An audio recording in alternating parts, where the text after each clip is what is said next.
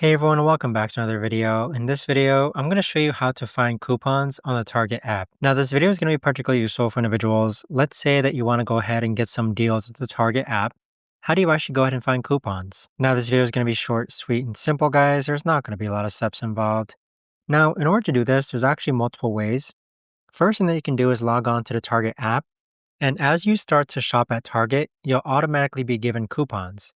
So on the top hand corner, you can see that I have two new circle bonuses. If you click on that, you can see here that the circle bonus says get $50 off a same day delivery order. And then I also get $15 off when you spend $80 on in-store or online purchases. And so with that, being able to use these coupons simply accumulates after you start shopping at Target. So the next thing that you can do is that if you go back to the home page, you could also click on deals, in which Target's going to show you different deals that are happening around the store. And also if you click on weekly ad, you'll be able to see the weekly ad as far as local to your Target store. But that right there, guys, is the best and easiest way that I know of to actually go ahead and find coupons on the Target app. If you guys know of a better or easier way to actually do this, let me know in the comments down below. I would love to know. Thanks so much for watching, everyone, and I'll see you guys all in the next video.